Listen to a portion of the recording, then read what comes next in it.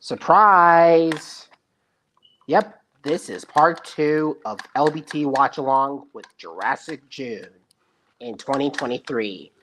With the 30th anniversary of Jurassic Park and Jurassic World's 8th anniversary, so why not watch Jurassic World, by the way?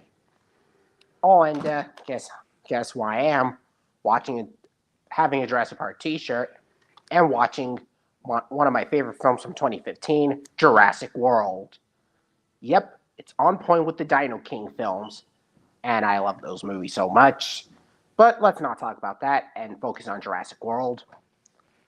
And yeah, hope you're all doing good. And hello, everyone. It's me, LBT Electric Dino here, and welcome back to another Jurassic June video. And I got a special guest who is a fan of the Jurassic franchise, just like me. And we are going to do this podcast for an LBT watch along on one of my favorite films from 2015, Jurassic World. And this is a special guest, so it's not like going to be any other live stream where I invite everyone. As for now, I'm going to invite one person, one at a time. And I just wanted to invite a friend of mine who was a fan of Jurassic, known as Jurassic779, which can't wait to have a chat with him and go through all those other medias and all that. So Jurassic779, if you're watching this, here, put a link here so we could have a chat and let's enjoy this podcast with Jurassic World. And as always, life would find a way. Because that line never gets old. Not at all. And boom. And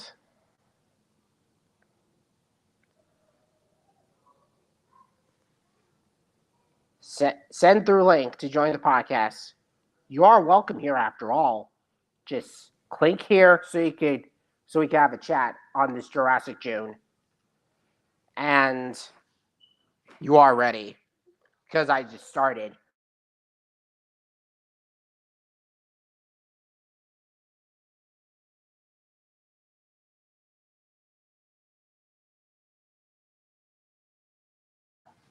This should be fun.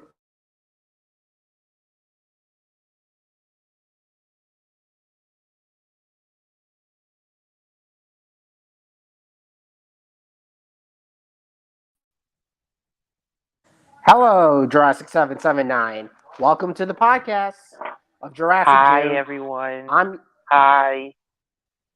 your host, LBT75 or LBT Electric Dino 75. And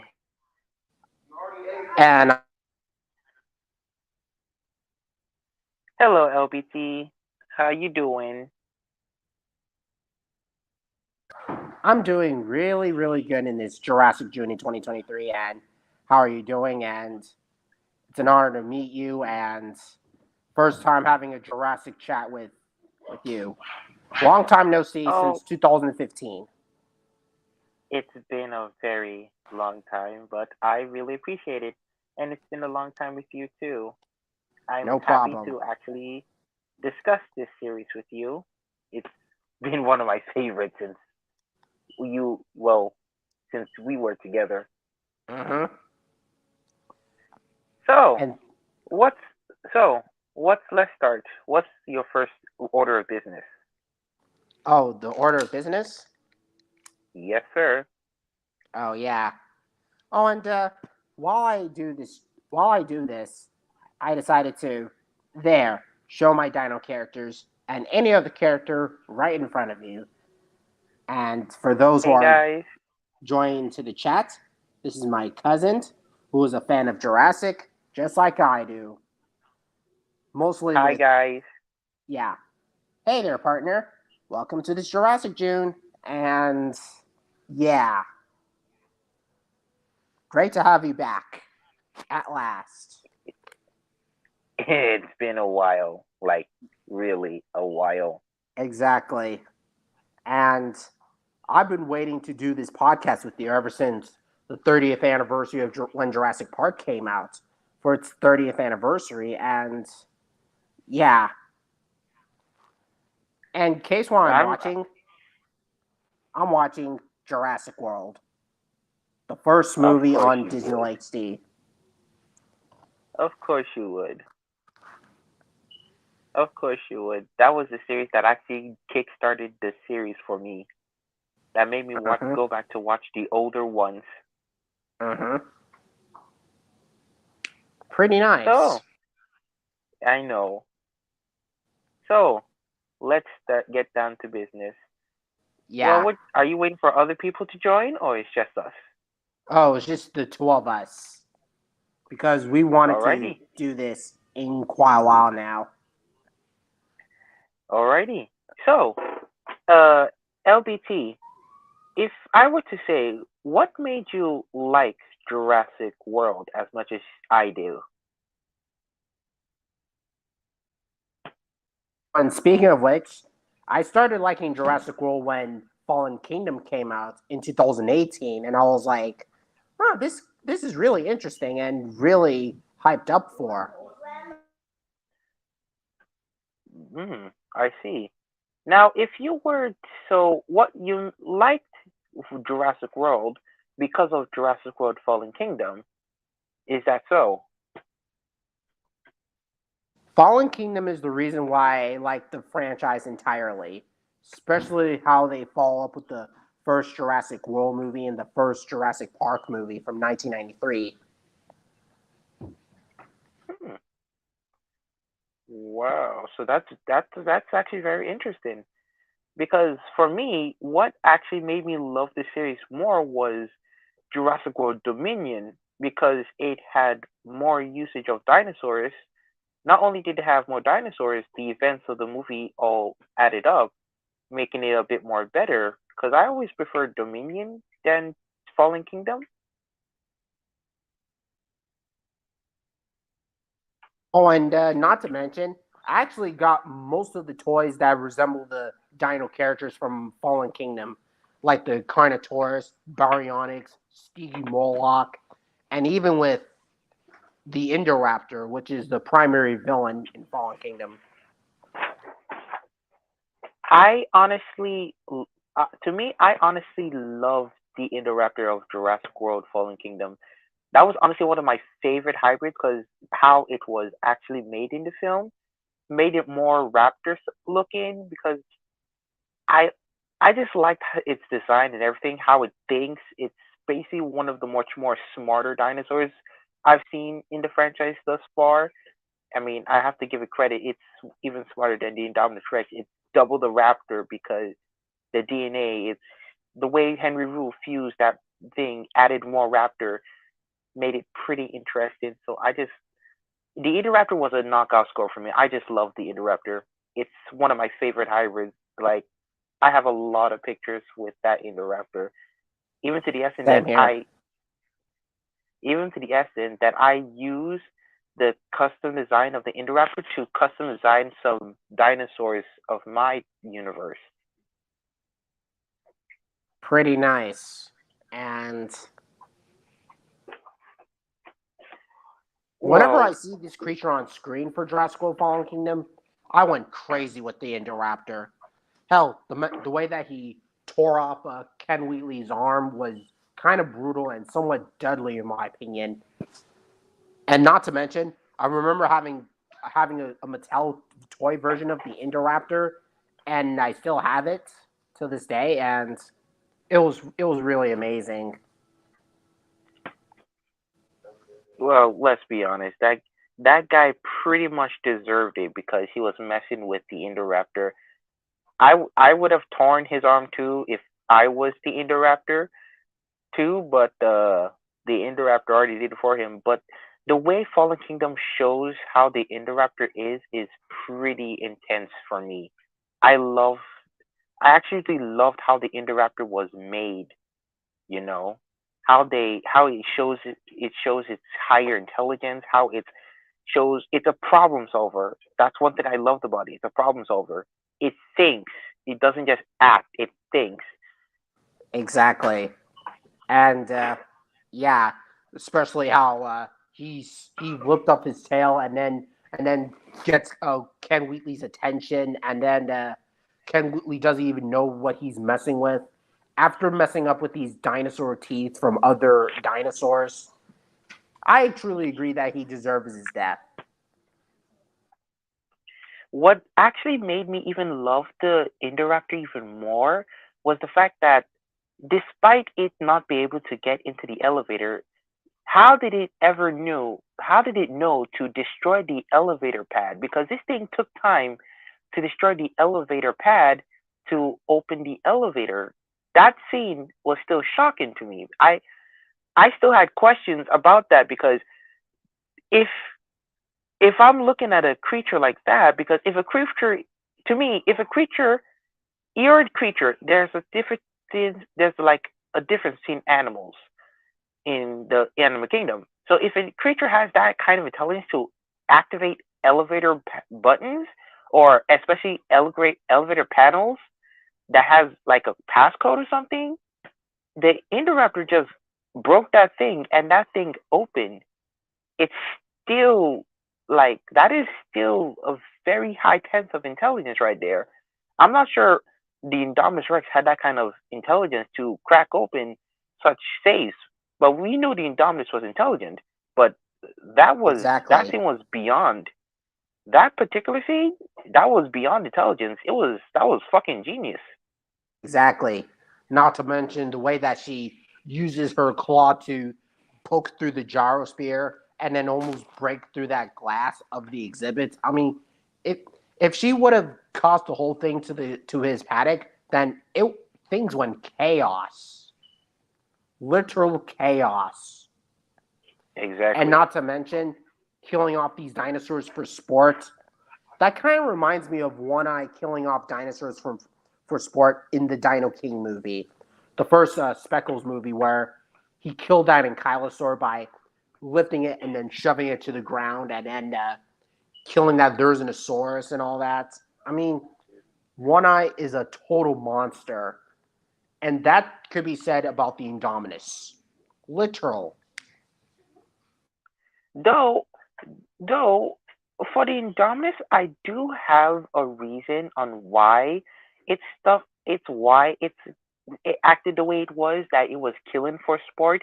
Because if you think about it, right, one eye, he's already used to the ecosystem. He is the animal of the ecosystem, so he's basically acting out of evil intent. That is a dinosaur that's just acting out of evil intent. That he does whatever he wants. It's like whenever a lion has a pride, right? And there's a stray lion, it kills anything and everything in sight, making One Eye super territorial, super like I wouldn't say super territorial. He's just like he just wants to do everything. Now to me, One Eye killing is killing for sport. Now when I look at the Indominus Rex, it is a whole different matter because you're talking about an animal that was raised in captivity. it's it has no idea of socializing. And even if it did, because it ate one of its own siblings. So meaning it's not a dinosaur for socializing. It is super territorial. So possibly to the Indominus, it's learning. It was learning. So anything that is within its range, whether it's the same species or different species, is an instant threat. It's the same reason. It's the same thing like the Therizinosaurus from Jurassic Dominion. Due to the fact that it was blind, it was still hyper territorial. So for me, the Indominus Rex acted based on more instinct and territorial than it was killing for sport. I didn't believe the fact that it was killing for sport, killing for sport. It yes, it was a pretty strong villain, but One Eye is a villain, like a villain. The Indominus was acting out of instincts. What's your outtake on that? Pretty underrated for a dinosaur villain, especially with the Indominus from Jurassic World.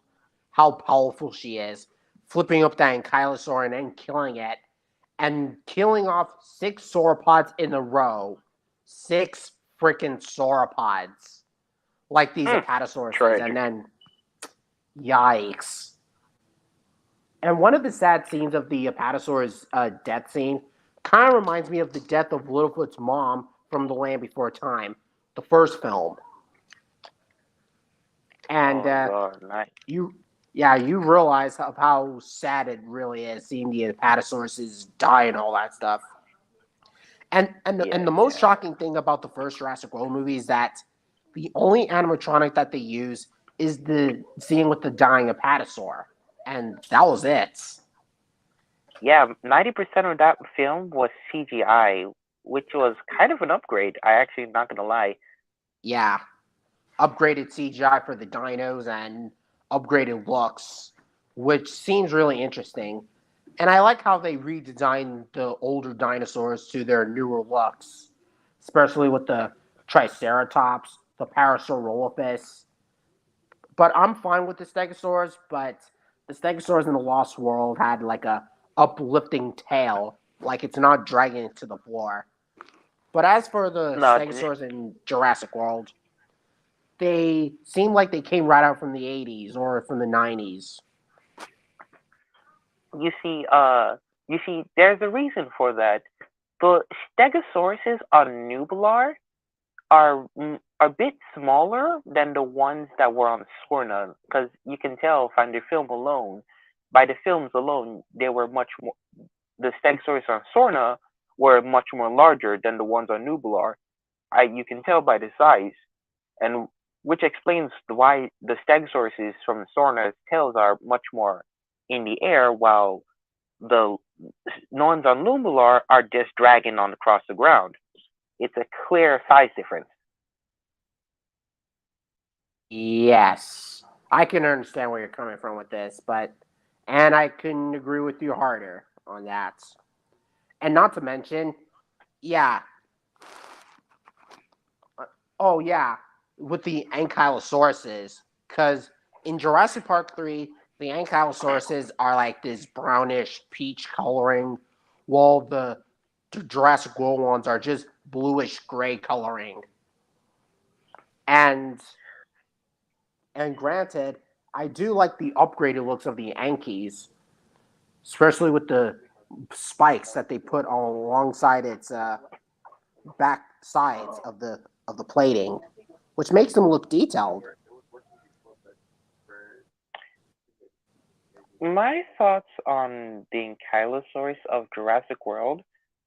Yes, you are right. I did prefer the ones of World than to Jurassic Park 3. Not that I was happy to see the Ankylosaurus in Jurassic Park 3, but Jurassic World made them a tad better. Yeah, it was a huge upgrade for the creature. Yeah, pretty amazing, especially how they got their introductions before the Indominus comes there and starts attacking one of them. But aside from all this, the looks of the Ankies look kind of cool. Not gonna lie. Now, the place where I have a thing about is what were your thoughts on the pteranodons of Jurassic World? What were your thoughts on them? It's good seeing the pteranodons in Jurassic World, but yeah, when you look at Jurassic World Evolution 2, the video game, when the pteranodons looking like the ones from the first Jurassic World movie, but Hmm. I think I prefer the JP3 pteranodons. But hey, I like the new looks of the pteranodons in Jurassic World, especially with the reddish, bluish coloring and all that sort of stuff. And yeah, I'm not showing up the Pteranodon like from the first Jurassic World movie because the Mattel toy line has that head crest that resembles the Pteranodons from JP3, which I think I prefer those ones better because they look somewhat scary in my opinion. And the way that one of them turns its head towards the camera was like really, I was like hooked up on that on something. Yikes! Yeah, that is, you make a valid argument, but one thing about me, JP3's pteranodons. To be honest with you, they were the closest thing to an accurate pteranodon that I could actually find. I mean, they had the huge head crust. Where my problem lied was that it had teeth. Yeah, which granted, That the real animal did not have. But at least Jurassic World managed to fix that mistake by having toothless beaks, because that's what the name means. Toothless beak, toothless wing. Sorry. Yeah, exactly. Jurassic. That was why I love Jurassic World's variants of the Pteranodon.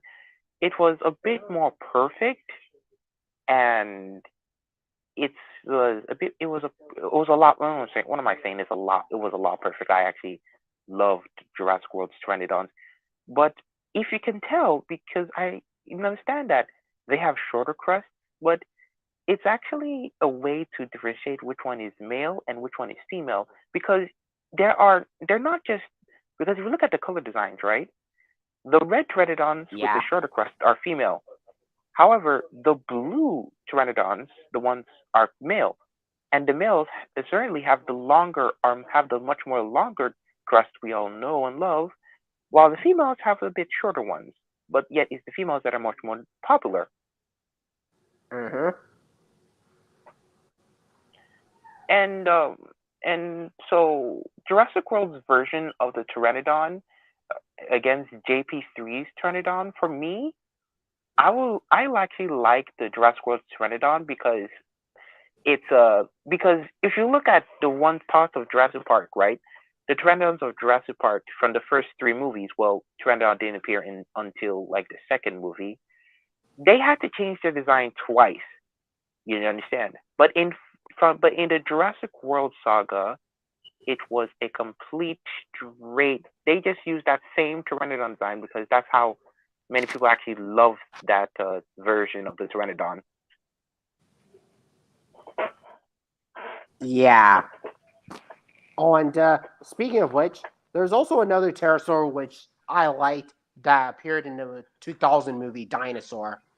They also call it a pteranodon, but the real name of the pterosaur that I liked was actually known as Geosternbergia. A Gil- Geosternbergia. Gilsem Gilsenbergia. Yeah, Oh, that pterosaur with the yes, triangle-like crest. it's under the family of Pteranodon, but it has a different name. It's under the exact same family of Pteranodon, but it has a much different name. Yeah. Originally, to be honest with you, originally that was the Pteranodon that everyone thought that was in the Lost World. That was what everyone thought, that, oh, maybe it must be that, before they came and said added the original Pteranodon to the franchise. But it was still Pteranodon, but it wasn't the other type. Yeah. So you have any thoughts on that? I've seen it from Clayton Fury's video, and I totally understand that, but I think I could slightly understand where they're coming from with this, especially how they, yeah, Geo Sternbergia being part of the Jurassic franchise, which is understandable, but hey, I think I agree. I mean, who knows? We still have a lot of Jurassic Park to go. Maybe they might add it in the future. Who Mm-hmm. knows? Yeah. But if since we're on the topic of pterosaurs, what's your on the Dimorphodon? Because the Dimorphodon of the 2015 movie is a straight 10 out of 10 for me because there was nothing wrong with it. It was complete perfect. Yeah. I like the Dimorphodons in the Jurassic World franchise. I mean, It was it Yeah, it was perfect. It's like paleontology got everything right. I mean, there were a few inaccuracies with the size, the way its head looked like, its jaws and head. But Yeah, apart from that, everything else is spot on. seriously. I like how they added new dinosaurs to the franchise that we have never seen before, rather than the ones that we see everywhere. Just like with Oh boy, Dinosaur, just like with the Dino King franchise, and even some of the Land Before Time sequels. Not to mention with Ice Age Dawn of the Dinosaurs, because they also added new dinosaurs rather than the ones that we see everywhere. It's good that they I add mean that was. regular dinosaurs, but they still added new ones to the tables, just for us I dinosaur mean, fans to yeah, understand them. yeah. Within every new movie, we can't always be using the famous ones. Sometimes some of the newer ones can become famous too. I mean, look at Jurassic World Dominion. The new Raptors, Atrociraptors. To be honest with you, I've never even heard of Atrociraptors till last year, and I'm already in love with them. They had like the best scene of the entire movie, like the best scene. Yeah, I'll admit Yeah, that like the those are. Atrociraptors being chasing Owen and the rest of the characters, they look kind of nice. Because I one of know my they favorite if ones would be the red Atrociraptor and the ghost one. Red and Ghost. Those are your Mm-hmm. favorite ones. Yeah, I I don't personally have a favorite, but if I would say design wise, which I like design wise, Panthora. huh? That's awesome. Yeah, I would say Panthora has like the best Atrociraptor design out of all of the Atrociraptors. Then the second one I would pick is Tiger, because if you look at her design, it looks like if it's from the Velociraptors from the Lost World. The tiger stripe design. Pretty interesting. Yeah, I mean those Atrociraptors look kind of cool. Not gonna lie. Yeah, yes, they're amazing. And then on top of that, they may look like the size of the Velociraptor. I mean, they may look like the Velociraptors, but they're bigger. They have a boxier nose, and they're just different in general. You know, they're different Yeah, in every. I'm not saying I'm not. No offense to Velociraptors. I do love the Velociraptors, but the Atrociraptors was like a new refresher for me to exactly. introduce raptors. And It not was to like a new mention, refresher. yeah, and not to mention, I also heard that some of them were like based on this discovered raptor from 2015, which I actually liked, known as Dakota Raptor, a raptor that lived alongside Tyrannosaurus and Triceratops in the end of the Cretaceous period over 66 million years. Oh, so that was the so they based it off of that raptor? I didn't know that. Yeah, Dakota Raptor, which is kind of a cool raptor, I'll admit. Just as big as the Utah Raptor. Well, at least that explains why the Atrociraptors are much larger in size. Exactly. Not to mention with the Velociraptors in the franchise. Now, now that we've talked about raptors and all, let's talk about the big elephant in the room, the Mosasaurus. Oh yeah, the Mosasaurus. I like the Mosasaurus in the Jurassic World franchise, especially how it got its first introduction to Jurassic World.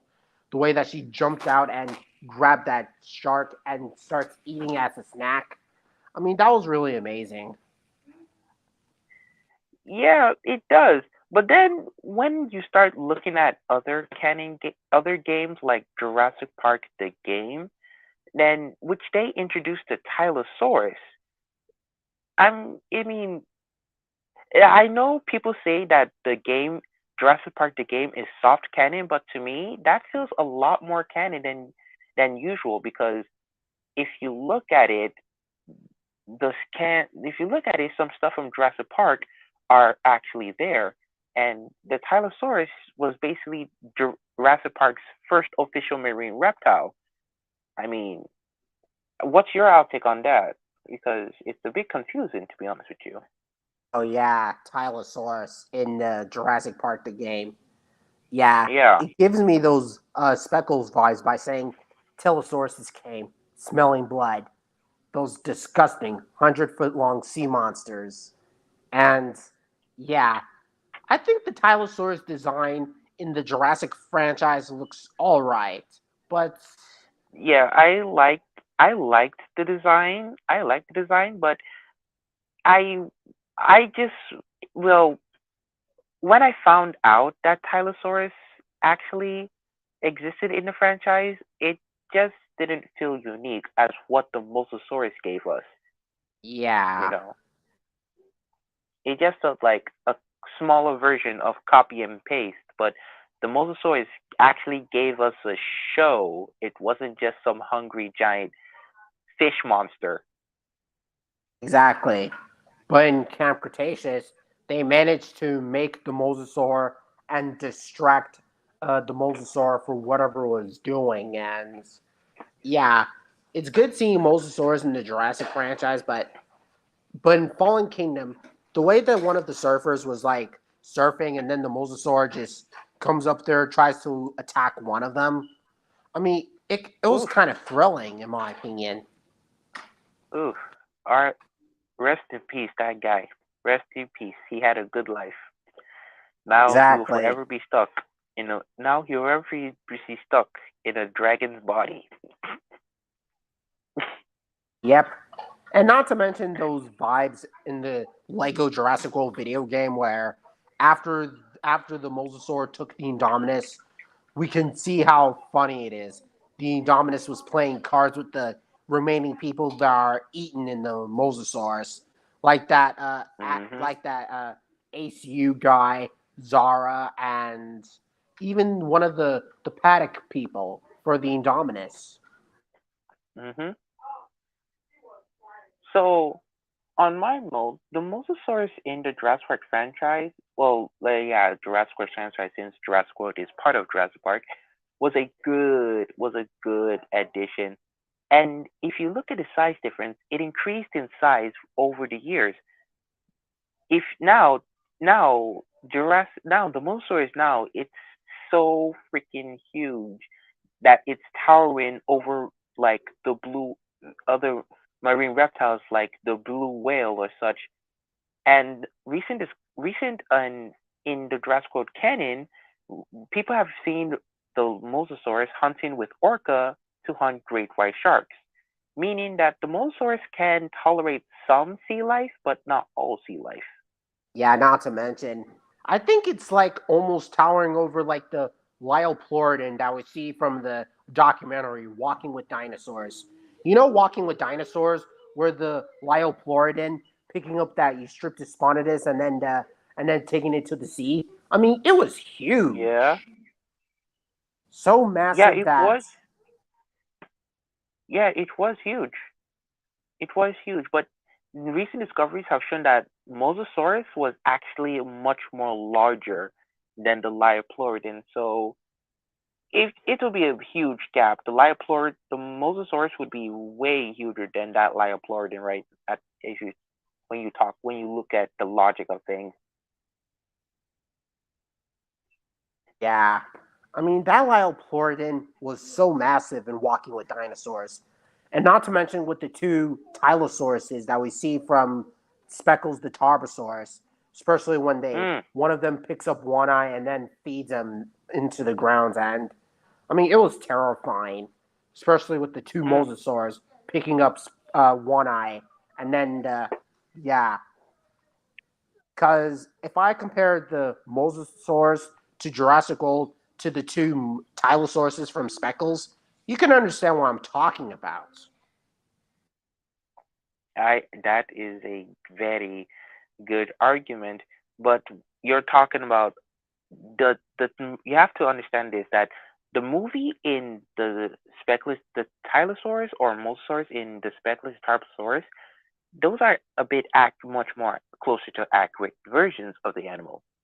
Jurassic World's version is not close to accurate, where there is an inaccurate version of the animal. So meaning that yeah, there's going to be some slight few differences, and yeah, but yeah, you know what I mean. They're not going to be the same size. Size is not going to be different, but they're the same species and they're huge creatures. So I understand where you're coming from. That they're huge. That's one thing about this, that is you have to think about size about all these creatures. Pretty interesting. Not to mention with the crocodilian like scoots that they add to the mozo, which the real animal did not have, like something like that. Yeah, the real anime did not have it, but I think it's pretty cool. It's an Yeah, epic way to. It's an epic way. That's why people who say they don't like the baryonyx or the giga, what you talking about? What you mean? Those are yeah, that is actually pretty close stuff. Like the giga is like literally the closest thing I have ever seen in an accurate dinosaur before. exactly. Hell, speaking of crocodiles, crocodiles are like the second closest related to dinosaurs after birds. True, And not to true. That is mention, actually true. I don't mind. I don't mind adding crocodilian like scoots to theropod dinosaurs like the baryonyx, the guganotosaurs, and all the other dinosaurs. Hell, even with Carnotaurus, a meat-eating theropod, which I had with these tiny little scoots, not from a crocodile, but from they're not like scales from modern day crocodiles or something. They're more like the mosaic scales, like we see from iguanas or something, because they have those tiny spikes. Now you were saying, The Carnotaurus, I to be honest with you, if there's one thing I can describe the Carnotaurus of the Jurassic Park franchise, beautiful. Because that is actually the best Carnotaur. No offense to Disney's dinosaurs version of the Carnotaur. I mean, they're good, but Jurassic Park, that is the best version of a Carnotaurus I have ever seen in my entire life. I'm not gonna lie. I mean, I've seen a lot of Carnotaurs with books and stuff like that. Shows you shown me a few shows of Carnotaurs. I mean, I mean, it's your favorite dinosaur. But when I saw the one in that film in Jurassic World: Fallen Kingdom, I said, if the Carnotaurus is not a popular dinosaur by the end this film, by the time this movie ends, I'm a freak. I'm a freak out.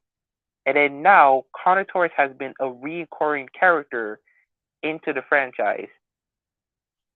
I just liked how they decided to make the Carnotaurus much more unique than what the novel gave us, the novel version of the Carnotaurus, because those ones were more chameleon, and I didn't like that one too much.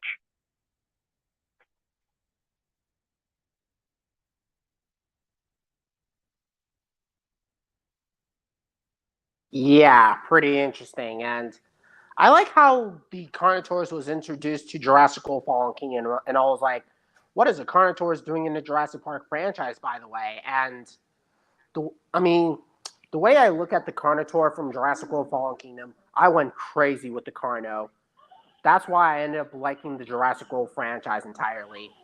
And the first Jurassic Park toy that I got is this big boy. Long before I got the Disney Carno, this Carno is my jam right there. And I mean, it was. I mean, what I there were so many things I actually liked about that Carnotaur. Like, there's just so many things I liked about it. The sound, first of all, the sound effects are pretty interesting. I love the sound effects of the creature. The next thing I also liked about it is that, you know how Carnotauruses, their arms are so short that they have to serve like side curves there. Not this one. These ones actually fold like the way normal dinosaurs fold their arms. It's like it's so unique. I actually just like it.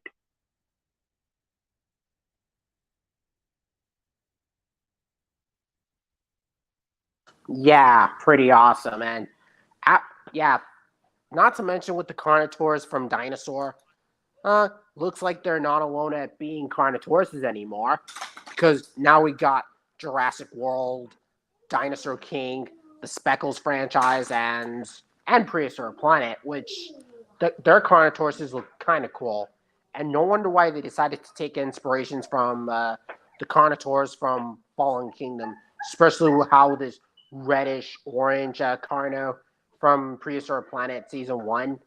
It was inspired by the Carnotaurus from Fallen Kingdom, especially how it wants to intrude itself to Owen and the other characters, See, and see. and I like how it ends up fighting off the Sinoceratops, where the To be Sinoceratops honest with you, get introduced into the franchise, and it does resemble the Pachyrhinosaurus from Walking with Dinosaurs, the 2013 movie, especially with the I. patchy with the hole on his head. No wonder why Jurassic Mhm. World saw this and decided to take inspiration from it in their own franchise. That's what I'm saying. I'm Yeah, saying Jurassic Park, the Jurassic Park franchise would always be good because their dinosaurs are actually unique and amazing. One of the dinosaurs I still wish was in Jurassic World Evolution 2 is the Nothosaurus, because that was actually the first semi-aquatic reptile I've seen in the franchise. You remember the Nothosaurus from Camp Cretaceous? yeah, the Nothosaurus, which is kind of nice, and yeah, I also wanted the Tarbosaur in Jurassic World Evolution too because of how Yeah, that's a popular it turns out good to be, addition. and yeah, That is a first very good addition. yeah, first Tarbosaurus made its appearance in Chased by Dinosaurs, which is a spin-off to Walking with Dinosaurs, and then 2008 uh, South Korean documentary Tarbosaurus the Mightiest Ever or Krianosaurus. And then as for 2012, Speckles the Tarbosaurus and the Dino King. And to be honest, Speckles the Tarbosaurus is the reason why I like Tarbosaurus entirely because of how unique and awesome it is. Just as good as Tyrannosaurus Rex, in my opinion. And then as for oh, Prehistoric Planet, their Tarbosauruses look incredible, especially how they were teaming up together to take down sauropods and all that stuff. And in Camp Cretaceous, I went crazy with the Tarbo. I went crazy how it was introduced, and finally both the Tarbo and the Rex meet up together, and then it was kind of interesting. And All no I wonder could say why I was, decided to put that profile pic in my live stream in the form of a Tarbo from Camp Cretaceous because of how awesome it is. It may not be oh, accurate, but at least it's still a lot of fun to watch, get its appearances in. that's exactly. That's the thing. In order for one to actually enjoy Jurassic Park, any Jurassic Park movie, you have to get used to their dinosaurs because they may not be accurate, but they're at least as whole. But at least they try their best to stay accurate, which is why I can't get mad at them. I There's no reason to get mad at them because I've seen a lot of people say that Dominion wasn't actually a good movie, despite despite it, like many people talk about it. I said, then if it's not a good movie, how come it has like over $2 billion in box office and it's nominated for like three different awards? It wasn't chosen, but it was nominated. The fact that it was nominated it has gone a long way. So I don't know what's wrong with Dominion. Yeah, I also heard. Yeah, I also heard that Camp Cretaceous was nominated for animated parts in the 2021 because of how famous and popular it is. And yeah, I think what made Camp Cretaceous popular was season three. Season three by far was the best season because it introduced the Scorpius Rex. yeah. I mean the Scorpius. I mean, they look terrifying, but I rather prefer the Indoraptor that we see from Fallen Kingdom, which that was Yeah, my favorite one. yeah. The Scorpius's design, I will say this is actually the very first time I'm saying the Scorpius design was a no. I did not like the design. The Yeah, role me the role neither. was the role was good. The role as they play was good, dead on, spot on. Mwah. The design, however, was I saw it and I was like, first of all, I didn't like the head, the body structure. Yeah, me No, neither. Me neither. I mean, why not borrow elements like the Indoraptor from Fallen Kingdom, but added spikes so it can be more scarier? Like, take a concept of a Velociraptor and make it somewhat different. something that something something like that, because due to the fact that the Scorpius Rex had that awful design in Camp Cretaceous, to me the Scorpius Rex isn't like up there as one of my favorite dinosaurs in the franchise. But when you say if I have to suggest that how good of the role it gave him, how good was its role? I would say that its role was actually pretty good. It took its role very well. It's like it took its role very well, because I don't remember the Indominus Rex causing this much havoc on an island, that to the extent that herbivores are turning so aggressive that they actually tend to kill. Like, that was how impactful the Scorpius had. And yeah, but design wise, no. But role wise, yes. Pretty much. But well, I mean, the Scorpius did have take some elements from the Jurassic Park's game version of it, but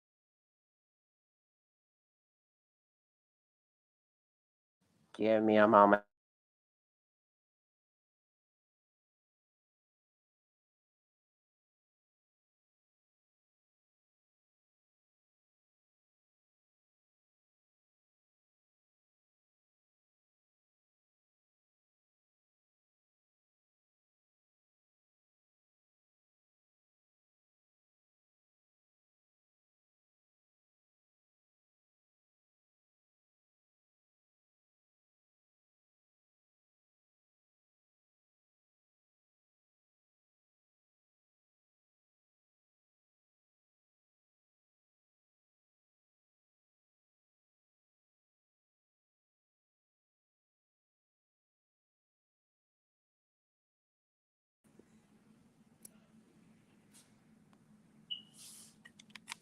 I'm back, and oh, and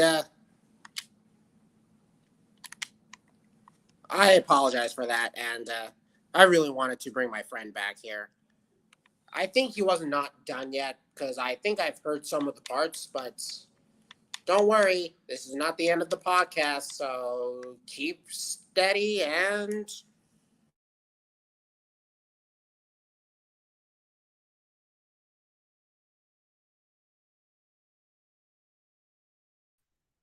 there you sorry about are. that.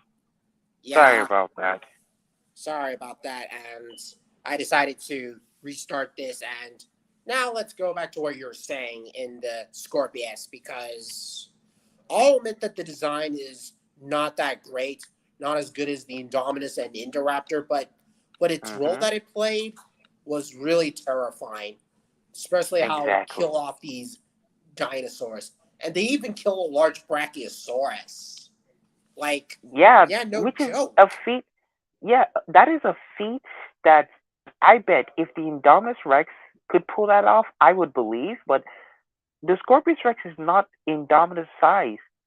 If at highest it is Ceratosaurus size, but it was still able to bring down a full-grown Brachiosaurus, something that, and you know how terrifying herbivores, sauropods can be, because they're actually large creatures.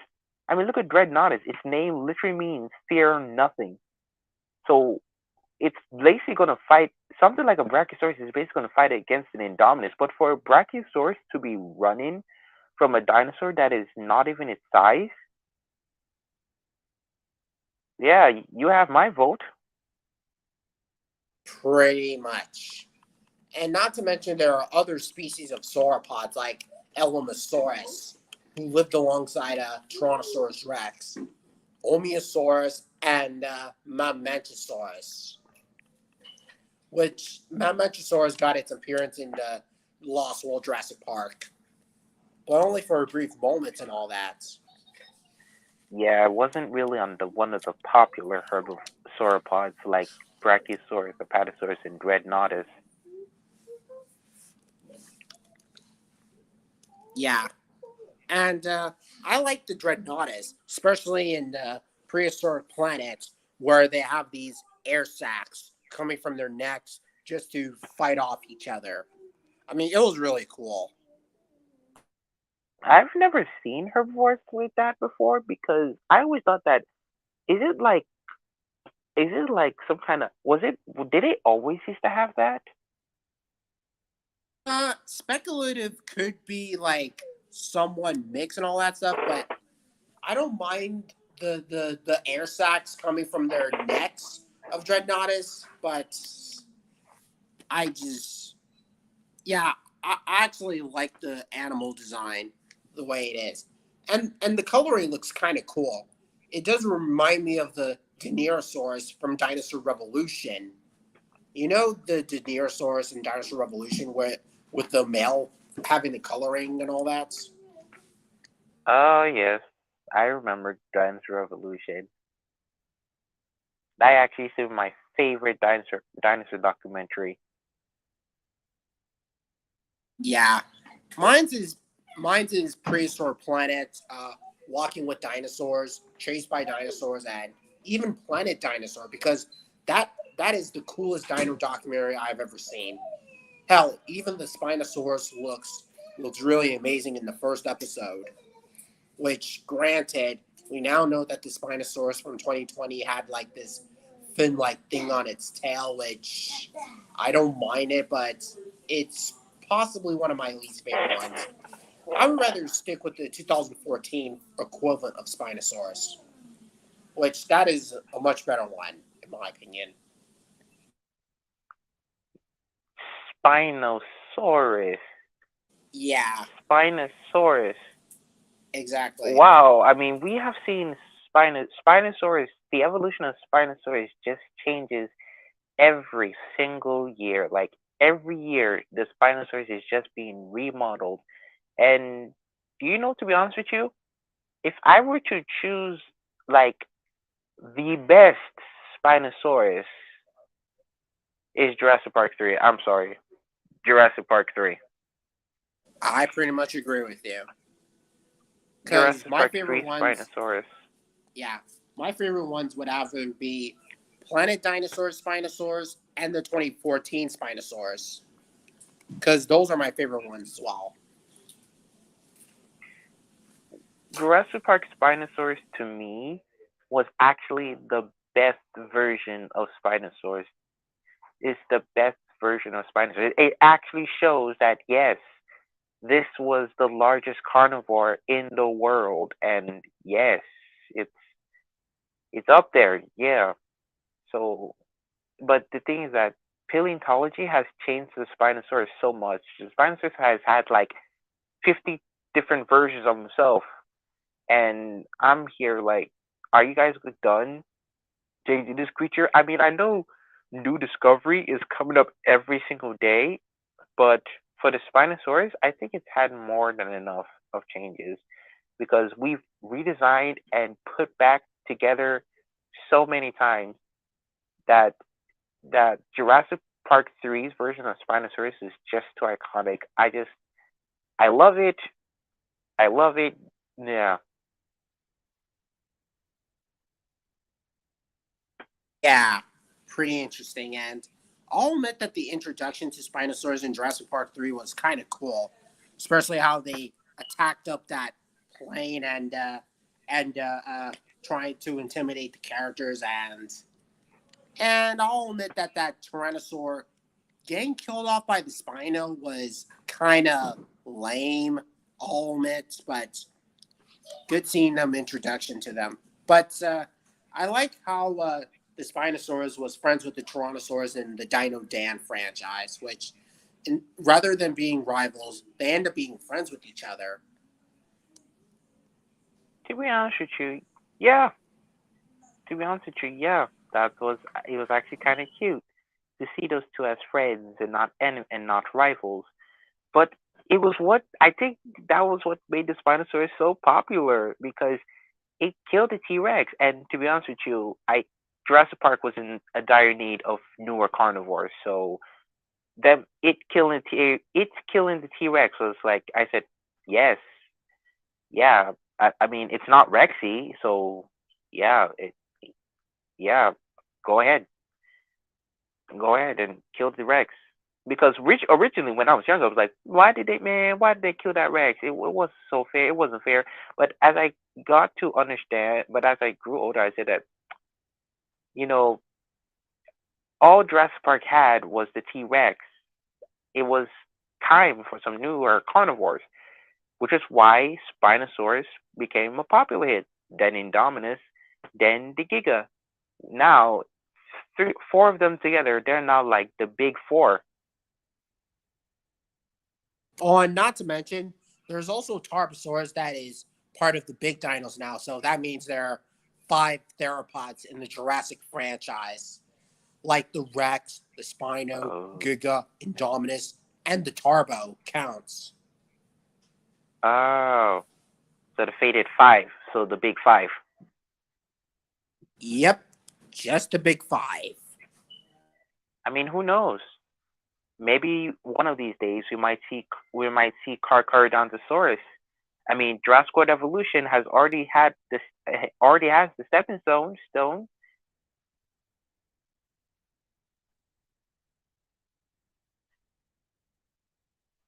Ah, I like the Carcharodontosaurus in Jurassic World Evolution, where it has all these spikes on its backside and yeah, and its look, trying to make it different from the Giga, but somewhat much more cooler. I even have a toy version of this Carcharodontosaurus from Mattel. I mean, Yeah, yeah, that's literally how the game's version looks like. exactly. So desperate that they have to take the toy and make an inspiration from it. And I'm I know. still thinking about that other Carcharodontosaurus, the one with the bluish coloring and all that. I mean, that has been stuck in my mind since 2021. Literally. I literally wanted to get that for Christmas, but I never got it. I still thinking about that Carcharodontosaurus. Dang it. But don't worry, you'll get it You'll get it someday if you put your mind to it, though, and just You're keep searching. you're right. Now, I just had to say a few questions before I pack my stuff and be on my merry way. A few No questions. problem. Mm-hmm. A f- So, if at least in the highest of five dinosaurs, What are five dinosaurs that you wish to see in upcoming Jurassic Park in the upcoming Jurassic Park franchises or anything with Jurassic Park? What are just five dinosaurs you wish to see that are brand new, not old? Yeah, brand new. More like some creatures that want to be featured in the future of the franchise. Okay, Exactly. because my five would be like, yeah, oh, Carcharodontosaurus, uh, Mhm. Uranosaurus, not to mention with the Tarbo, which it's good to see it in the Jurassic World franchise, especially with Camp Cretaceous. Pachyrhinosaurus, which that needs to be part of the franchise, and also with Edmontosaurus. Yeah, the Edmontosaurus kind of needs a bigger role, but on but on according to Jurassic Park, um, According to Jurassic World documentations, it appears that the Edmontosaurus has actually entered into extinction due to the fact that due to the fact of the Indominus Rex. So they fell back to the extinction. They fell back to extinction along with Metriacanthosaurus. Yeah, That's why we haven't seen them yet. not to mention with the Ceratosaurus. I also heard that they've been killed off in some of the parts in the parts, especially with the Mount Sibo that was like invented for Jurassic World Fallen Kingdom. For Ceratosaurus, well, not by the Dino Protection Group, because based on that, there's still a good surviving amount of Ceratosauruses. They're just, it's just it's a complicated situation. That's what it is. Yeah. Now, for dinosaurs, I wish that would make it into the future of the franchise, like a newer one that would for any upcoming franchise. There at least has to be a bird dinosaur, something like Archaeopteryx, Microraptor, Confuciusornis, Ravenoidus. But Archaeopteryx and Microraptor, those are like the top two that I would rather have that I would choose from because we need this is the Jurassic franchise is in real need of birds. That's one. Exactly. Two Oh, and yeah. for number two, Sarcosuchus. We need a crocodile. Sarcosuchus. Mm-hmm. For the third, a third dinosaur I would fling in would be Plesiosaurus. Yeah. Then number four, yeah, I also agree with you on Pachyrhinosaurus. Pachyrhinosaurus, it's it's like it's due time. Like it has to be there.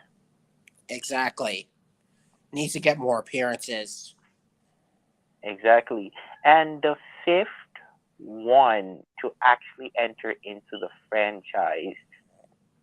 Oh, that I do not know because there's just so many dinosaurs I can pick from. But if I had to put my most thought into it for a new dinosaur to show up into the franchise, hmm,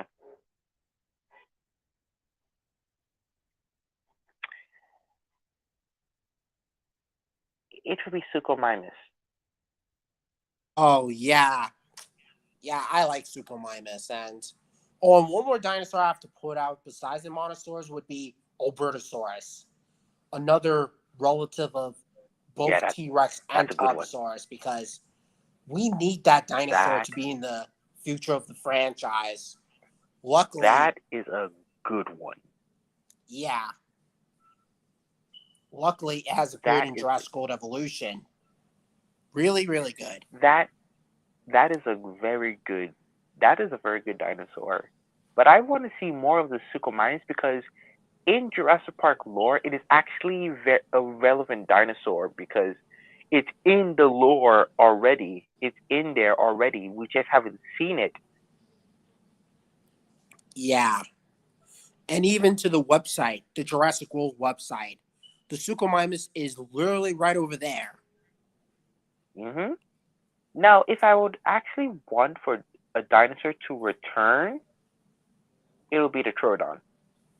Not just any Troodon, the Jurassic Park Troodon. But I know they're extinct now. But if there was a way that they could bring them back, like bring them back, because Jurassic Park, the games, Troodons were actually the best Troodons I've ever seen. I like that. I love them. Oh, not only that, but they look kind of scary and intimidating, which I'll Yes, admit, that kind of give me creepy vibes. And I think they're more intimidating than the Scorpius, in my opinion. but what you mean? By far, they're by Yeah, far scary. By especially far with scary. the glowing eyes and The scorpions didn't have glowing eyes in the middle of the dark staring at you.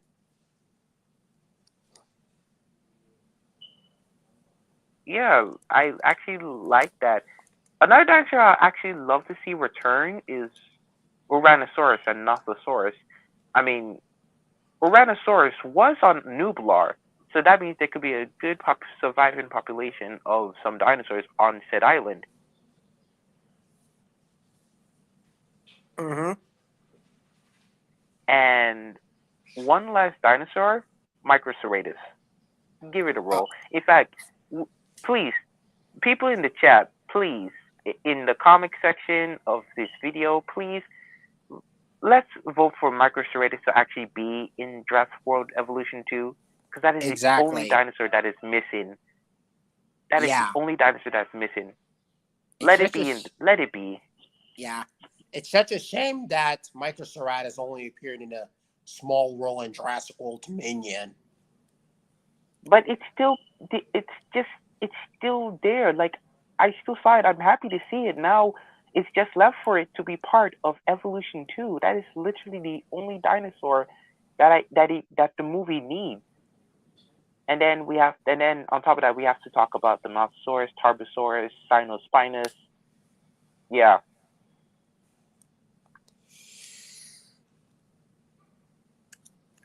Well. Yeah. Oh, and I just have a question. Mm-hmm. The Smilodon. What did you think about it? Were you expecting it or were you not expecting it? Yeah. I was like, I did not see this coming at all. Because I I wasn't was expecting a Smilodon to be added to it. But do you know what? I could say that I actually like the Smilodon. That what I'm so afraid of that is that they start bringing back other extinct mammals like woolly mammoths. But I would just advise that the Smilodon should just keep the Smilodon, because the Smilodon is just unique. Let it be unique. Like, let it be unique. They shouldn't add any other prehistoric animal to the franchise that is canon anyway. yeah. Well, anyway, thanks for having me, LBT. I No really problem. appreciate talking to you about this, and I'll be sure to give you a thumb. Everyone in chat, please, the comment section, please follow follow LBT. He makes great videos, so go follow him out. Check out some of his videos and leave a comment. You can No always problem. he yeah. So thanks for having me. No problem. And All right. and have a great Jurassic June, partner. You too. Have a great Jurassic too. All Thank right you. then. And as for Rexy, wanted to say bye and well, have a great one. You too, Rexy. Yeah, and all Thank the other you. characters in the franchise. Yep, that's what it is. Yep, yep, yep. All right. Have a nice day, everyone, and remember, stay fresh. No problem. Life would find a way. Bye.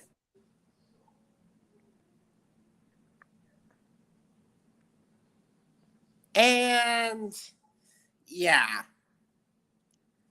that's just about it with Jurassic 779 and great introduction. And I really hope you guys enjoy this podcast for Jurassic World and analyzing the dinosaurs and all the other creatures. And don't worry, we'll do another podcast only for Jurassic World. But this is not really an LBT watch along. This is an LBT podcast analyzing the dinosaurs and the other creatures in the franchise. And yeah, it really means a lot. And hope you guys enjoy this. And please sure like and subscribe. And more videos coming in your future as well as other things. And well, then, hope you guys enjoy this. And LBT here. Well,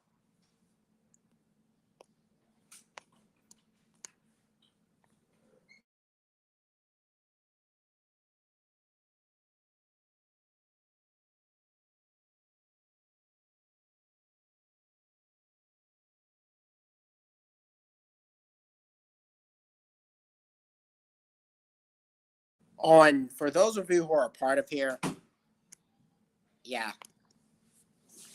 There you are, Summer 1994. There you are, Gus the Pro Stratosaur. There you are, Dino Diego. And I do agree that the first Jurassic World was really good and possibly one of the favorite things in the franchise. Jurassic World was good and got me into the franchise. I couldn't agree more. And yeah.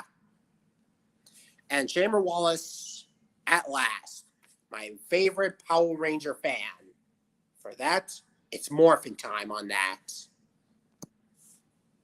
And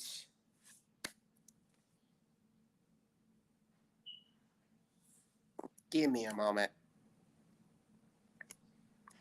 Hey, Shamer. Oh, hey, Welcome back.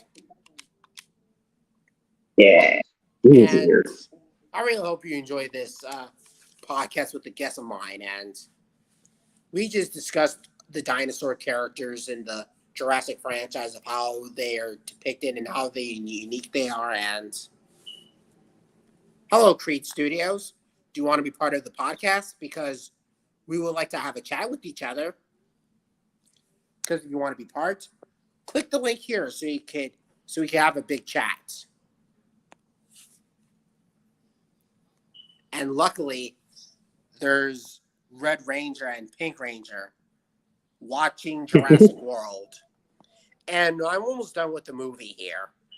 Because we're almost at the scene where they're at the old center where, the two kids discover this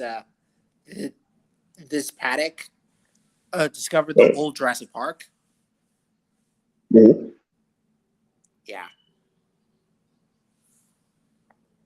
Oh, and Oh yeah, sorry. Go ahead.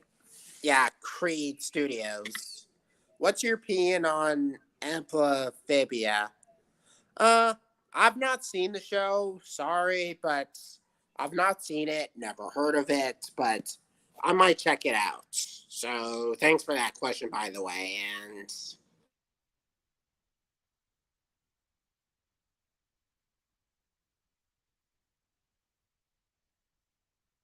Oh yeah, I remember that Jurassic World. I've been seeing that a couple of years ago with my mom.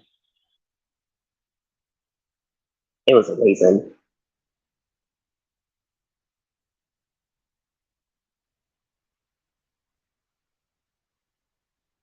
yeah, on speaking of which, Gus is here.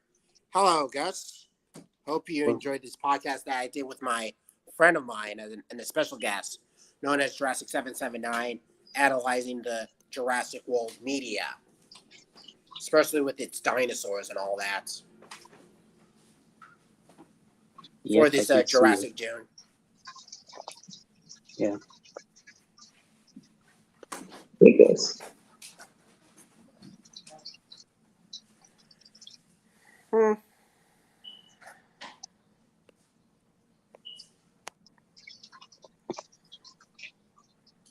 Yeah.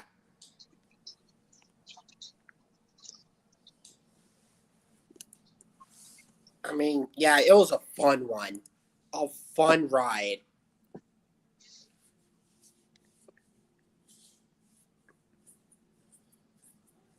And, Yeah, so it is. yeah.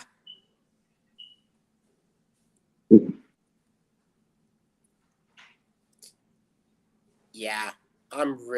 And I'm in the part in Jurassic World where the two kids have to ride on this Jurassic Park car. I mean, it It's was a really gyrosphere. cool. Wait, what? It's a Not the car? gyrosphere, just the Jeep. Oh, The you old mean like Jeep. the pun?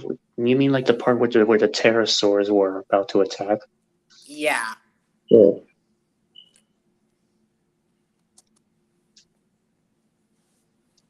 I mean, seriously.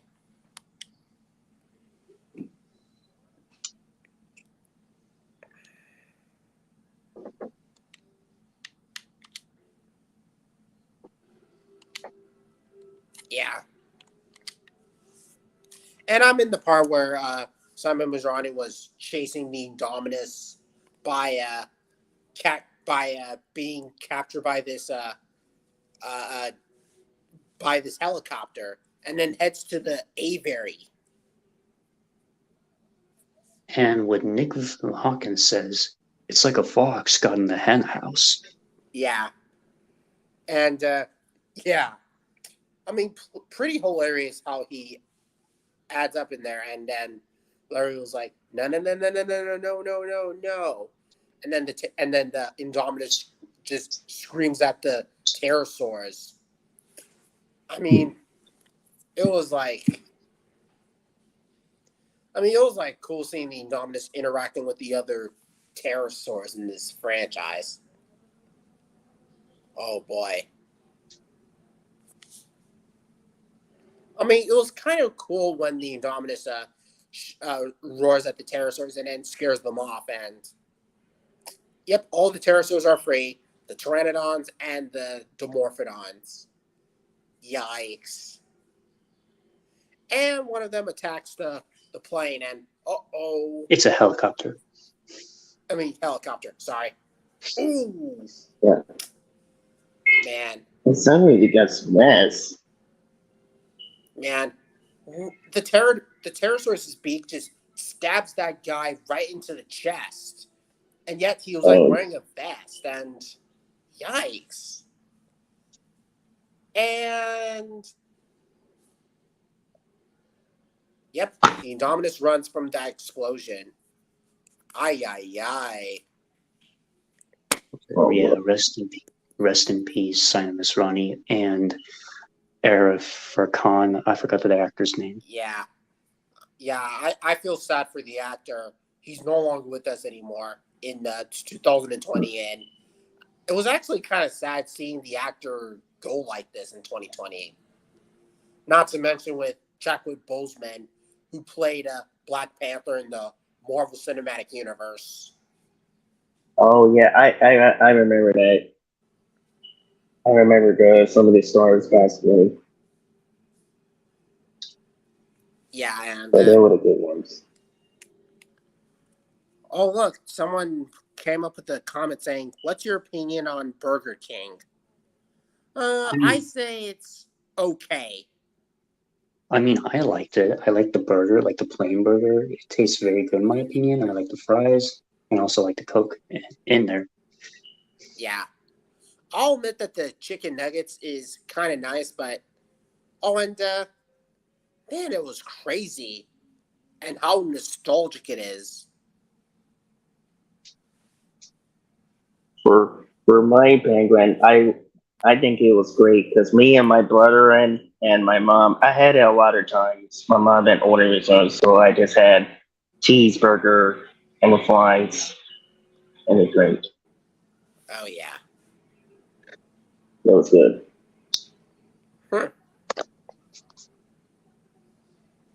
Yeah. I mean, and I'm in the part with the first Jurassic World where these two soldiers were like, "That's a first," and then they look up, and then these pterosaurs are heading their way towards the Jurassic World paddock, and yeah, Sarah's death was probably one of the most terrifying deaths in the first Jurassic World, where especially the Pteranodon picks her up and then drops her, picks her up again, drops her, and then the Mosasaur comes in and then snatches the Pteranodon along with Zara, along with it, just crushing it instantly. Ay, ay, ay. Ooh, this is terrifying.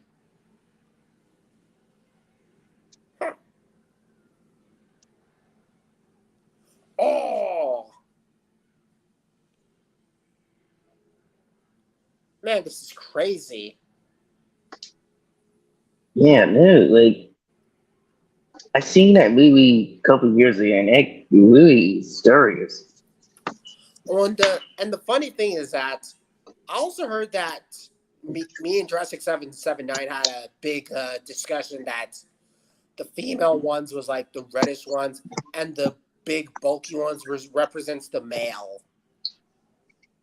I mean, do you even know about this? Because we had this discussion, and hell, even one of the pteranodons picked up a triceratops. an infant Triceratops from its feet and smashes on the floor and all that.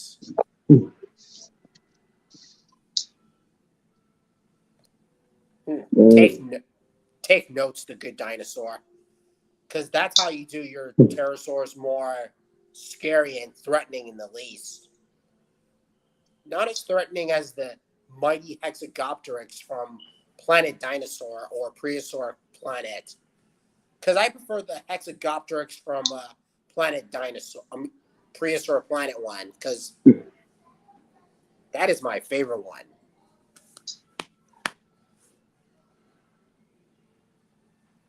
Seriously.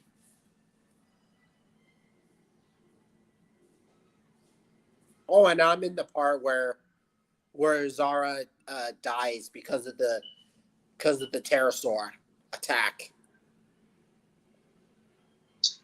Yeah. I noticed the rest is older to check them, but Wilsey is too late, so the pterosaur is to check them.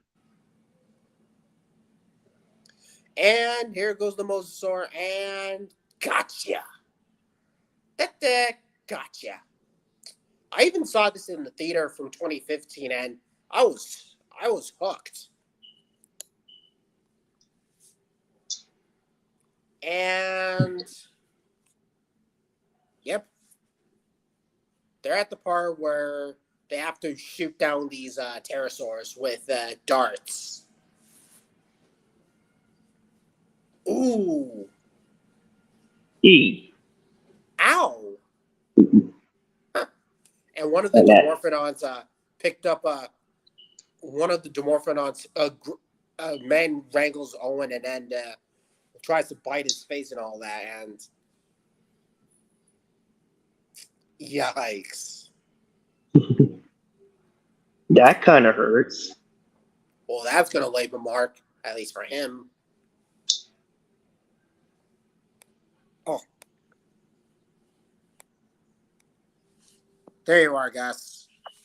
Sorry about that. I just had a phone call, and it's just a spam. Oh, I hate spam calls. That's exactly what happens to me whenever I hear those alarms on my phone. Spam calls are the worst. Yeah, they totally are. And it even happened to me and my mom. They're trying to hackers anyway.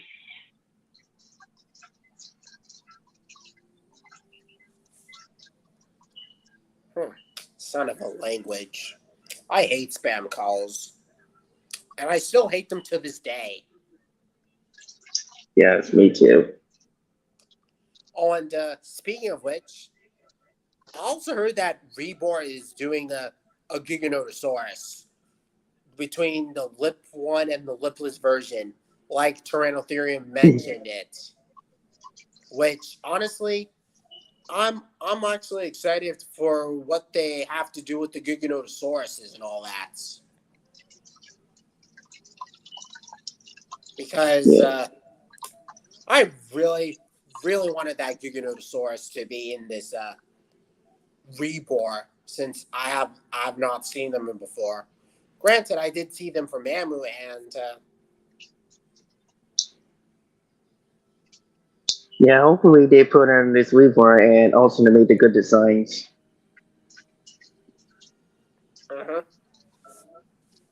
So, are you going to be at the part where Owen punches Hoskins?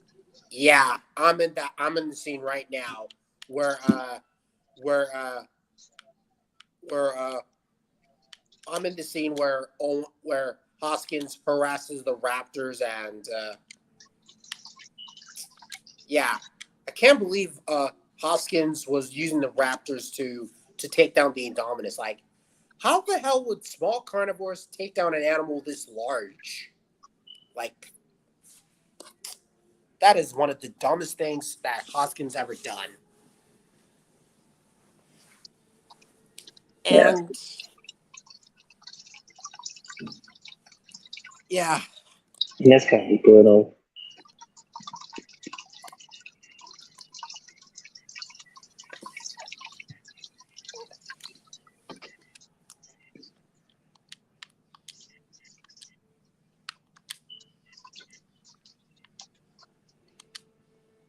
Yeah.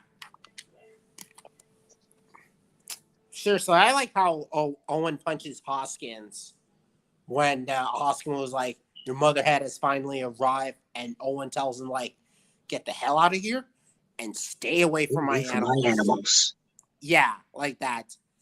That's how I feel when I stand up to people who don't know what they're talking about on my channel.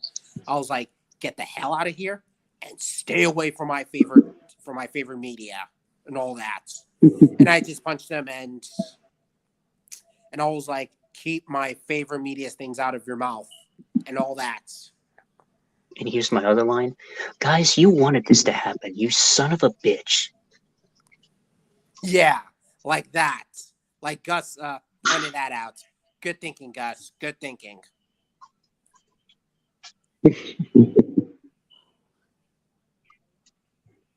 Oh, yeah. And Owen was like, "Stay out of... Please leave my animals alone." Yeah, Hoskins, that's what you get for messing with Owen's raptors and harassing them throughout the whole thing. Hell, he even messes up with one of them in the earlier scenes, especially with Blue and Delta. And then Hoskins has to pat her and all that stuff, like it's his own or something.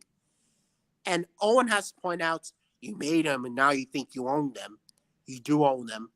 Extinct animals have no rights, but they are not extinct anymore, Hoskins." Exactly.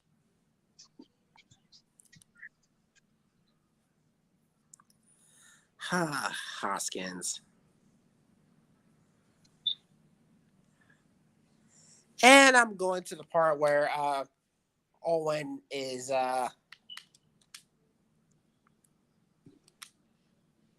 yep. Owen with the raptor training and the raptor cycles, which is kind of nice. One of my favorite scenes in Jurassic World where Owen was in these motorcycle bikes. I mean, motorcycle scene with the four raptors. It is kind of cool, and no wonder why they did that in the poster. Clever way to between man and raptor, and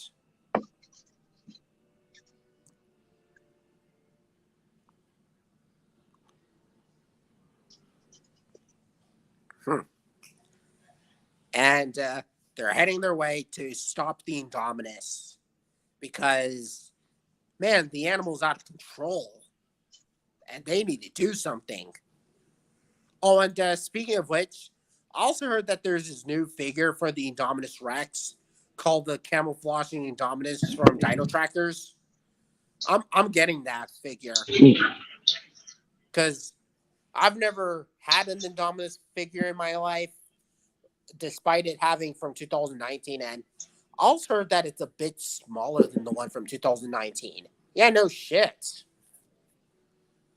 And if I compare both of them, I think it will be the same size as the Red Rex, the Mattel Red Rex.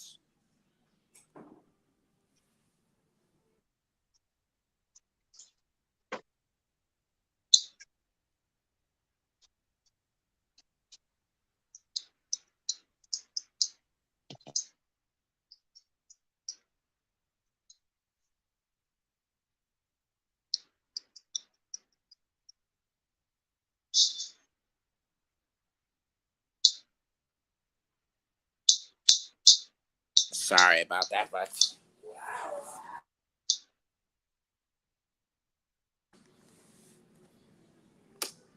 yeah, they're not your puppies, Hoskins. They're like, it's like a puck of, well, now they're in this scene with the Indominus, and Owen has to point out that thing is part raptor, and it's true because of raptor DNA, which the Indoraptor had the same thing in Fallen Kingdom. And it's kind of funny how both the Indominus and Indoraptor and the Velociraptors, they have the abilities to talk to each other. I mean, why not do the same thing with the Tyrannosaurus? I'm just saying. Yeah. And nice commentaries, by the way, with Gus. Nice ones. It really means a lot. What do you mean? Yeah, how you add up those moments, and it does bring back a lot of memory with the first Jurassic World. And Barry's like, something's wrong. They're communicating.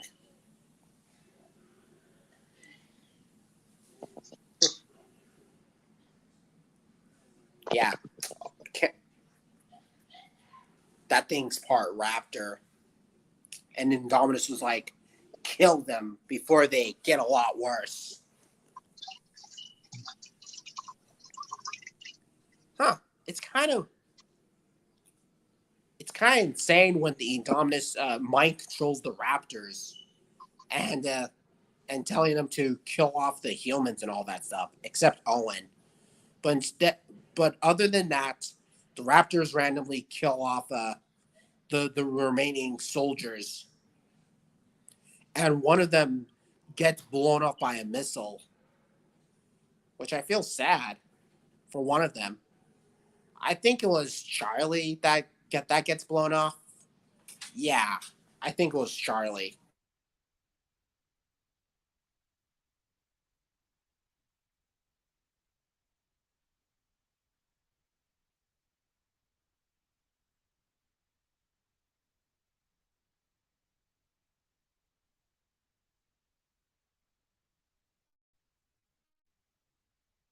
On not to mention, there's also Velociraptor Blue that I had.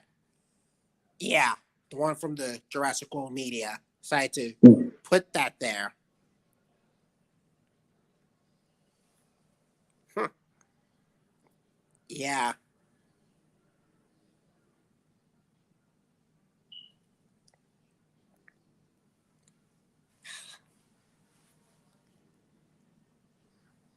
Yeah. 4 raptors. Now they're all gone. Now there's only one Velociraptor, and that's Blue. Luckily, she got a infant Velociraptor Beta from Dominion.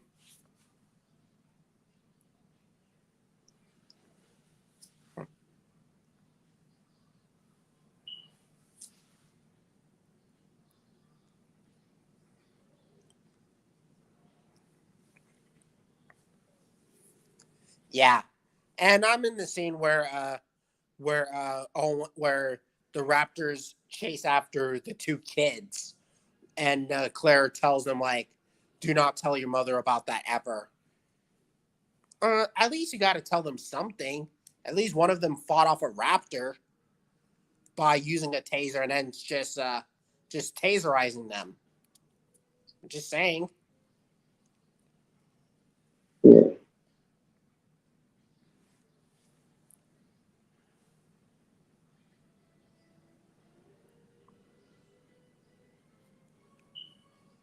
Huh.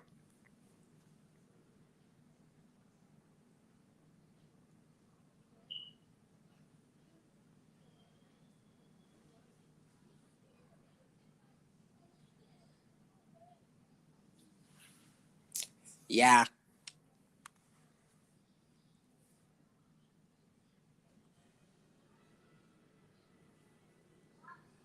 Oh man. Ooh. Yikes. Yeah. Huh. Man, this is one of the most thrill scenes in. That's the part that Jurassic World Dominion is sorely lacking. A lack of kill scenes with the dinosaurs. But at least we got some kill moments with the dinos, especially with the Dilophosauruses. And yeah, one of my biggest problems with Jurassic World Dominion is that none of the there are no thrill kills and all that stuff. But I'll admit that the Allosaurus killing off one of the people is kind of nice, and the Dilopos, and that was it. Even the Therizinosaurus using its claws and then taking out that deer was actually kind of nice. I mean, that's like a meme where the Therizinosaurus killed Bambi's mom. It's not the hunter that killed Bambi's mom. It was the Therizinosaurus from Jurassic World Dominion, which is kind of nice to the touch.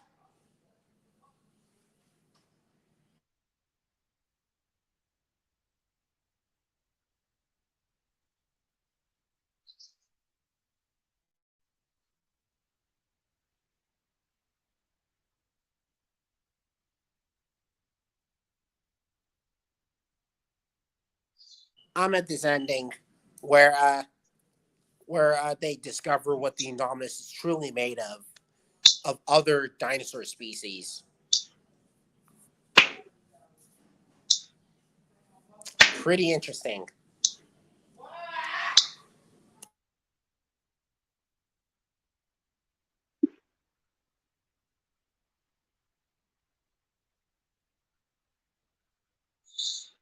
Hammond Creation Lab.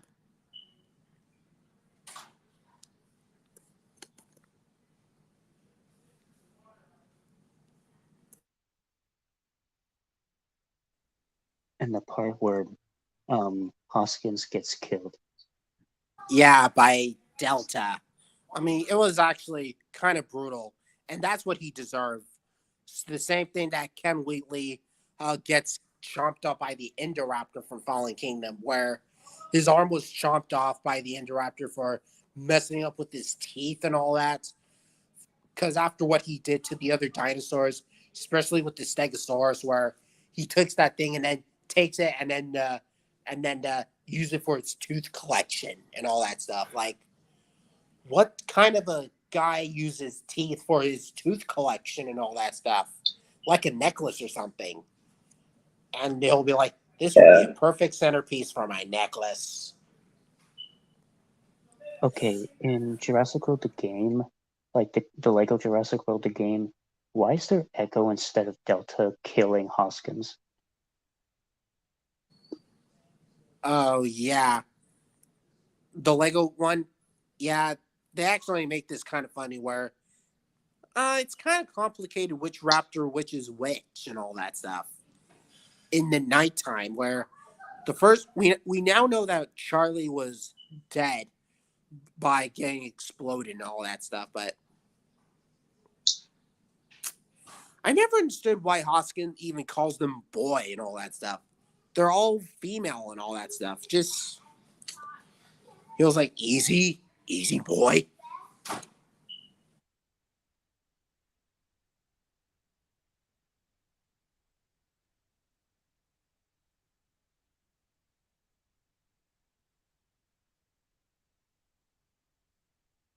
Good riddance, Hoskins. And I like how, not to mention, there's also a scene where Gray touches that one of those things, and then a hologram Dilophosaurus shows up, and a fully grown CG Dilophosaurus is in Jurassic World. Luckily, they only appear in Camp Cretaceous and Jurassic World Dominion. But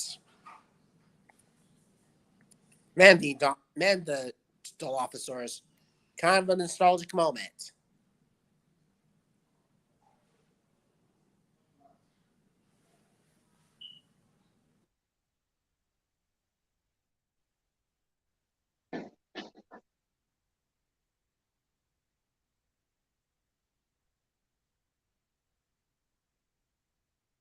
That's how it is, huh? Yes. And we're in the part where Owen tries to take that thing off of Blue's thing because Blue and Owen realize Well, that, I mean, things have gotten out of control until they got better and started uniting with each other. And the Indominus comes over and starts causing uh, chaos again. And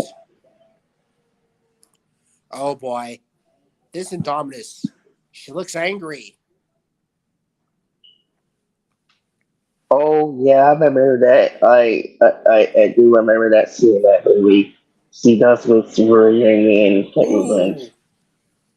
oh man, the Indominus just now it's up to the others to stop her before she gets a lot worse.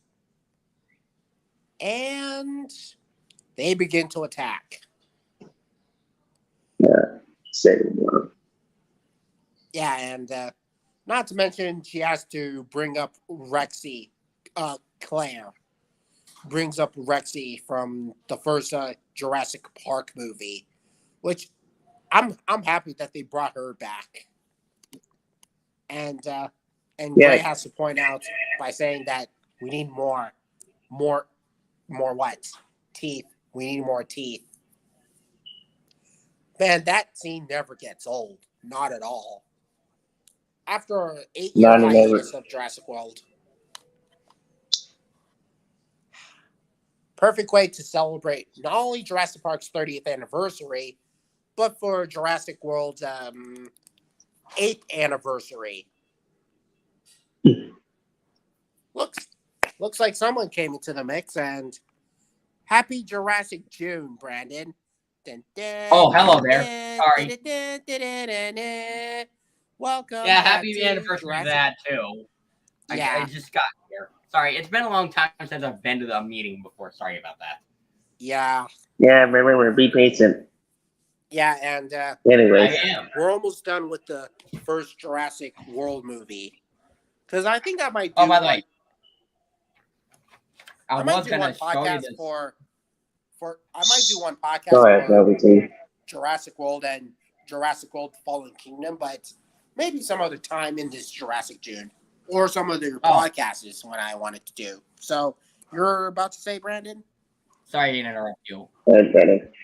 Oh, remember how we discussed about certain DreamWorks films? I just remembered. When I tried to join in the last time, I didn't get to join, but I was gonna sign in because I just wanted to show you this. Oh, this? Over the Hedge. It's fan art. That's nice. Fan art? No? Yeah, that looks very nice. And well, and I'm in the part where Rexy shows up. And I like how they've given names to certain dinosaur characters to each of the franchise. Like Rexy, the big one, all those other velociraptors.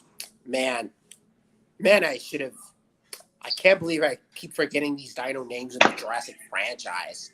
After all, and well, looks like Rexy has returned to her prime and ready for a big victory. Rexy to the rescue. Just to stop the monstrous Indominus Rex. And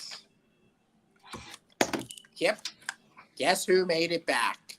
Over 66 million years in the making. And Brandon, we were having a big discussion with each dinosaur to the Jurassic franchise, mostly with Jurassic Park and Jurassic World. And yeah, I saw that. I saw that on YouTube. YouTube. Yeah. Oh, by the way, there is something I haven't really. Yeah, well, you remember how I used to talk about Fancast a lot, but it got on your nerves?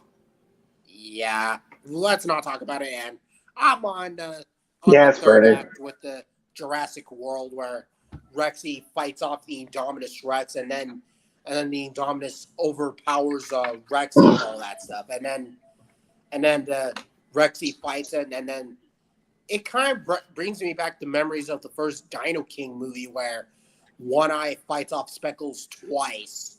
I can't believe I have to bring up that reference again. But in Jurassic World, it was actually kind of epic seeing Rexy team up with Blue to take out the Indominus. Sorry to interrupt you, but speaking of Rexy, look what I have. Oh, is that the Jurassic World Dominion Rexy? Cool. Yeah, it looks pretty cool, doesn't it? Ah, nice Rexy you got there. See? That's something that I wanted, Brandon. That's something more Jurassic related. So good job on that. So I did something useful right there. Yep. You are actually much more good here. So good job on that, Brandon. I'll take that as a yes. Oh, now one more thing. I know because I finally did that. I was gonna go with what I like doing best.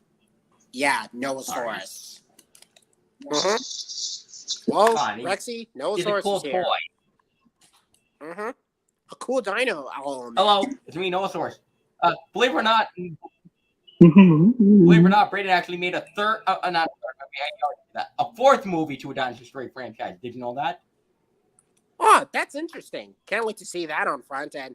Can't wait to see what role they And play, you know what? along with the new I'm not ones. gonna spoil too much of the fourth movie, dude, but I'll just tell you the plot, not the whole plot, but the simple as I can. Noahsaurus gets kidnapped by that T-Rex toy from Dominion, and the dinosaurs have to rescue him. That's basically what the story's about. Not gonna give too much, but still. Oh yeah, I don't mind spoilers, but I can understand where you're coming from with this. Yeah, I took And, inspiration from movies like Toy Story 2, Finding Nemo. It's that kind of story. Not to mention with the Wild and Dino King during the Fire Mountain, which yeah, I can understand where you're coming from with this, and can't wait to see what you're going for. And finally, I'm at the ending with the Indominus getting taken away by the Mosasaur, and then Rexy and Blue cheer up together, and then yeah, end of story.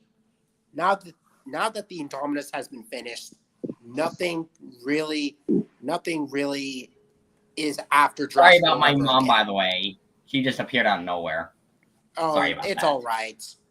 And I Yeah, apologize good, for the audio in case something bothers you and all that, especially with downstairs neighbors. But hey,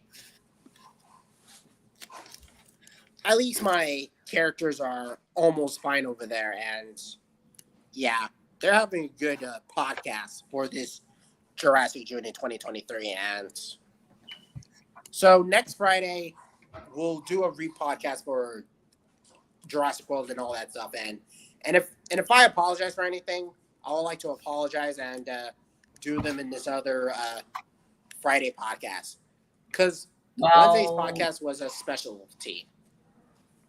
Yeah, I was gonna ask you something very important. And yeah, is it okay if you do a podcast while reacting to the fourth dinosaur story I was mentioning earlier? Someday? Someday, but I think I might see that feature film of yours. Because Oh, the phone? Oh, I can't bring my phone out because it's charging. I'm not talking about your phone. I'm just, yeah. At the Sorry. ending of, Misunderstood. And, I misheard you. Sorry. Yep. Sorry, I misheard I'm you. at the ending with Jurassic World, where the other characters are like, for survival, probably stick together for survival, My favorite line. and it never gets old. Where Owen and Claire have to go to this place, lush with green leaves, and that only happy story will continue. Oh, by the way, there is something I should have told you a long time ago when I first met you. Yeah? Sorry if it has something to do with Hoops and Emmett movies, but the first dinosaur story movie I ever saw was actually another dinosaur story, even before I checked out the first one. Did you know that? Huh, pretty interesting. I remember seeing this back in 2016. Yeah, Dinosaur Story 2, another dinosaur story. That was actually the first dinosaur story movie I've ever seen, even before I checked out the first one, to be clear. Oh, yeah.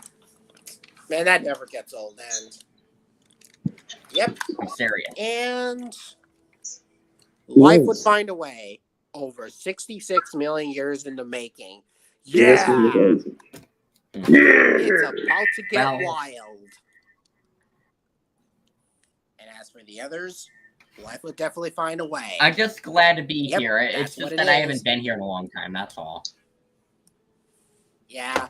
That's because we were doing podcasts of other movies, like I did one for Dinosaur and Jurassic Park. Also, I was going to apologize for interrupting you in the past live streams. It's all right, Brandon. Yeah, great. Oh, And, sorry. My camera kind of glitched a little. Yeah. Yeah, I'm just I finished Jurassic World, and I'm at the part where Rexy roars and all that stuff, and yeah.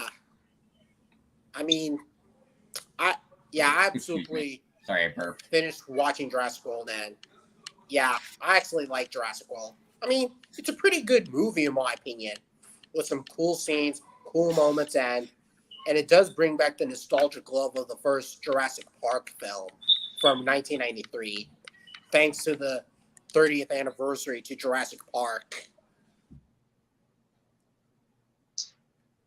Yeah, it's even a little thing. Pretty much.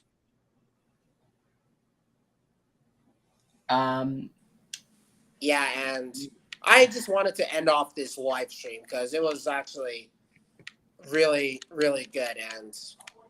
And that podcast that we did here was actually really, really interesting.